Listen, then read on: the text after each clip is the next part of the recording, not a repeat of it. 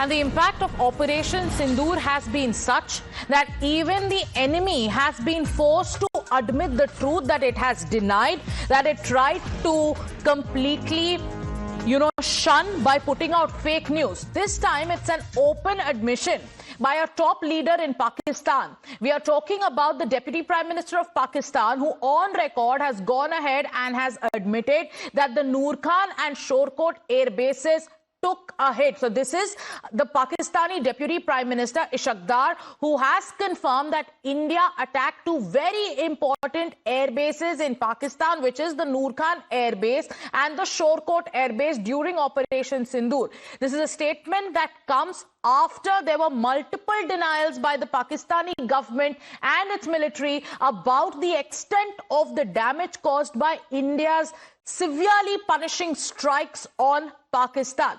BJP's Amit Malviya has posted that the Deputy Prime Minister of Pakistan has made this admission. He says on a social media handle, and I quote, that Pakistan continues to unravel under the weight of its own admissions. In a stunning revelation, Pakistani Deputy Prime Minister Ishaq Dar has confirmed India struck the Noor Khan and Shorkot air bases during Operation Sindoor. He further goes on to claim that Saudi Prince Faisal bin Salman has personally offered to tell External Affairs Minister S. Jaishankar that Pakistan was ready to stop. So now it seems to be official. Pakistan has admitted that it was hit, and it was hit hard. Pakistan has admitted that it ran not just to the United States, but also to the Saudi Arabia, wanting India to halt. Now, Pakistan has also admitted that Trump wasn't the only one. They also went to Riyadh. They wanted Riyadh to be roped in. So here is the latest. This is a top leader of Pakistan going on record, Srinjoy, to say what India has always said. So all their lies, their entire PR machinery has now, it's Pakistanis who are admitting that, yes, we were hit hard. Srinjoy, the truth has a way of coming out, and here the Pakistanis are forced to admit on live TV during their interviews that yes, we were hit hard, and we had to go to the US, we had to go to Saudi, we had to plead for intervention, we wanted India to stop. So all the lies about how Pakistan was putting up this fake bravado, the way they were going ahead and honoring their failed field marshal, all that seems to crumble right now that their own Deputy Prime Minister has confirmed that India struck key military bases, and the fact that they had to go scurrying to both the United States and Riyadh. Not just two bases, but several other bases. A total of 9 terror camps were hit and a large number of bases. About that, there is no doubt. And if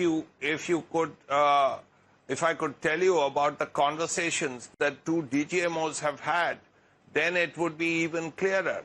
The first time India struck those 9 terror camps and the two DGMOs spoke, at that time, the Indian DGMO, Lieutenant General Rajiv Ghai, called his counterpart and said, look, we've done what we've done.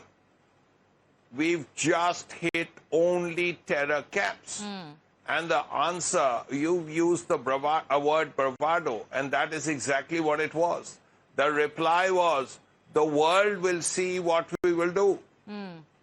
And after that, 48 hours later, it was the Pakistani DGMO who called Rajiv Ghai and said, let's have a ceasefire. Yeah. And it is because of what was done at Noor Khan and all the other Pakistani air defense systems.